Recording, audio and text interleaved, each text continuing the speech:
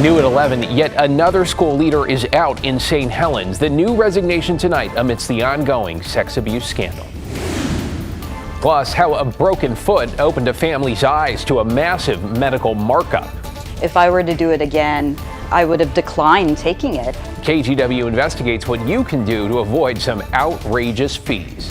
And later, you have to see it to believe it. Though he didn't even look. The stunning full court shot that's all the talk at the Oregon State Championships.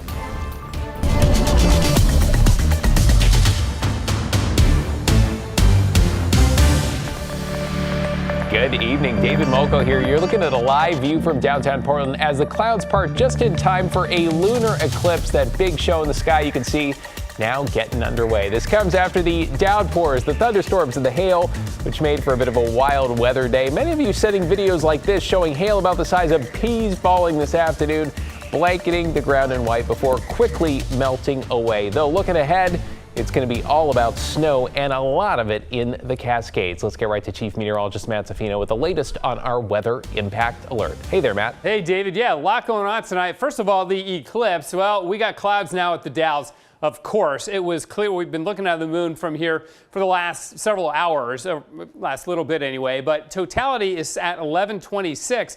So if you're up and watching, keep an eye out on the sky because we've been getting these cloud breaks over Portland, as you mentioned there. So let's check Doppler radar. The showers have really wound down, although one popping up in Washington County right now. There's just a little bit left in the Cascades even. Really not much going on there now, but there sure will be tomorrow. The winter storm warning begins at 8 a.m. in the Oregon Cascades, extends all the way down into California, and it's going to go through the weekend. This is a long duration winter storm warning. They usually don't last for 3 days, but this one basically does because we have a series of storms coming our way. Timberline right now, not snowing, but it's a nice cold 17 degrees, which is great for skiing and for keeping that snow nice and light. There's been 14 inches new since the snow began yesterday.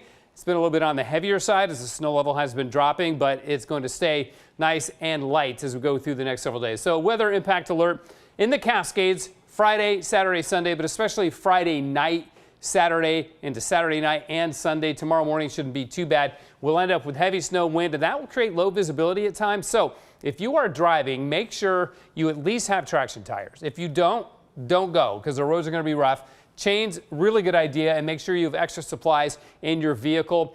And the thing is, when we get this kind of snowfall, it can be tough for the ODOT plows to even keep up. So they'll go by, but the roads get snowy very, very quickly right after that. When you look at the snowfall totals, I mean, look at this. This is at least a foot every day. By Saturday morning, up to 20 inches new. By Sunday morning, over 2 feet new. By Monday morning, another 12 to 20 inches new. So yeah, it's impressive. David? Yeah, thanks, Matt. We'll check in with you on the eclipse in just a couple of minutes here.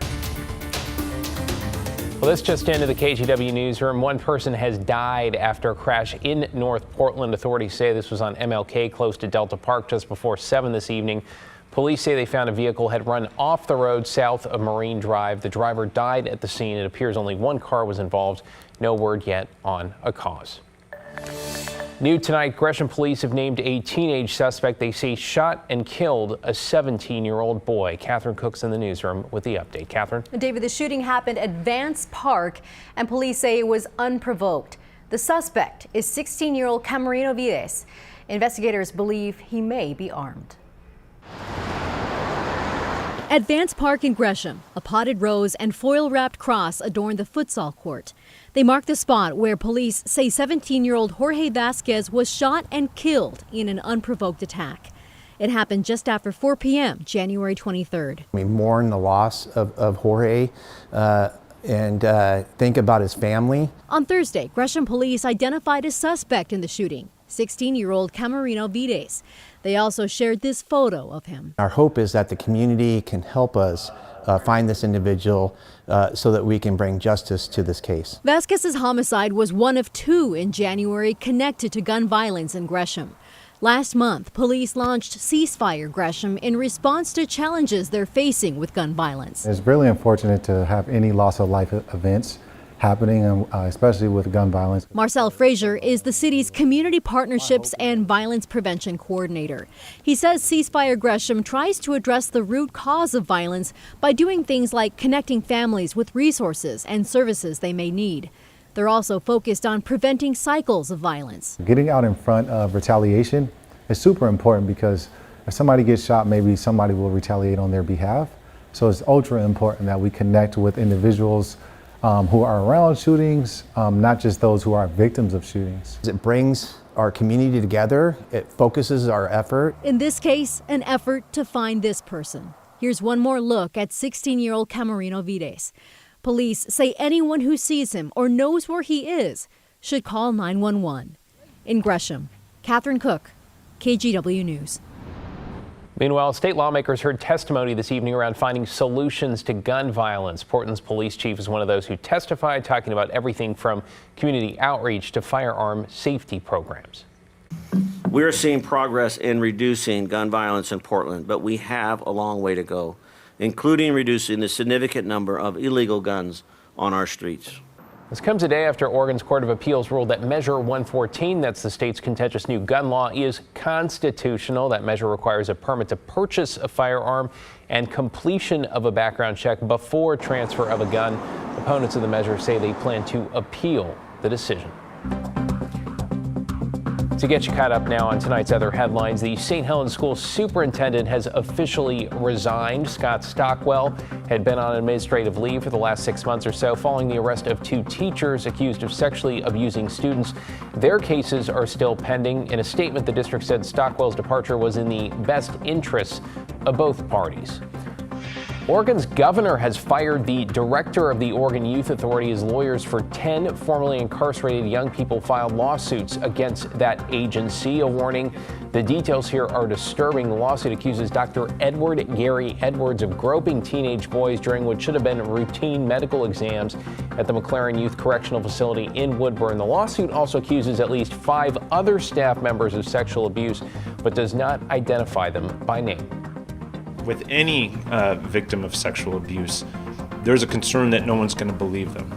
And here you have people who are incarcerated. And so now they think, why would they believe me when I was incarcerated? Lawyers say nearly 200 more former youth detainees have reached out to their office, many alleging similar abuse.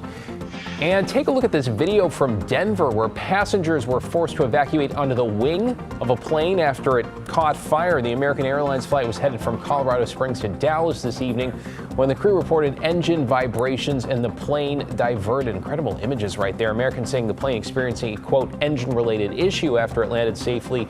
The FAA adding the engine on the Boeing 737-800 caught fire while taxiing. Crew members deployed evacuation slides to get all passengers off. 12 people were taken to the hospital with minor injuries. Well, now to a KGW investigation into a case of medical markups, and a Portland family just stunned by how much they were charged for a simple device, a walking boot, compared to how much the exact same boot sold for online. Kyle Aboshi has their story. When Jennifer and Brian Alger's son got hurt playing soccer, the Portland couple did what most parents would. They took him to the doctor. And we went straight from the soccer field to urgent care. The treatment? Pretty straightforward. The 13-year-old broke his foot and was given a walking boot. But then came the bill from a Eugene company called Synergy Medical Systems. It demanded a payment of $129 for that walking boot. At first, the Algers thought maybe this invoice was for insurance to pay, not them. So they asked for an itemized bill. It showed insurance had already agreed to pay $300. And their co-insurance, the amount insurance didn't cover, was $129, which meant that walking boot cost a total of $430. This is a company that's taking advantage of families in their most vulnerable times. Keep in mind, this is not a particularly complicated device.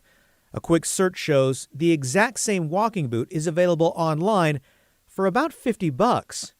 Amazon has it for $64.99. My expectation is that I'm going to be charged a reasonable market rate.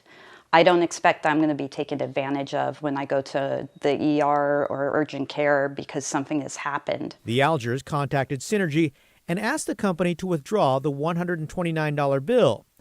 Not because they couldn't pay, but because they felt Synergy had already collected enough from insurance. Is this the company that you're trying to be? Take advantage of people when they really don't have options or choices? So far, Synergy isn't budging, claiming these parents signed a waiver at urgent care agreeing to pay whatever insurance didn't cover. Whenever we go to get our care, we are forced to sign a blank check. Cynthia Fisher, founder of the nonprofit PatientRightsAdvocate.org, says healthcare is one of the few industries that tells you what things cost after the fact. As long as hospitals and insurance companies hide their prices, they can charge whatever they want. When asked to explain, Synergy referred us to its partner company, AMC Billing Services, which wrote in an email, "We built the Medicare standard rate. Then, from there, patient's insurance is the final say on cost of an item. Example, if a patient's insurance says an item is only worth $20, then that is all. That is all that can be collected." In plainer terms, insurers often contract with certain medical supply companies to provide equipment, just as they negotiate rates for other services. The Algiers insurance company, Pacific Source, declined to comment. And the urgent care said, for those with health insurance seeking non-emergency care, patient responsibility or out-of-pocket cost is based on your specific insurance coverage and plan.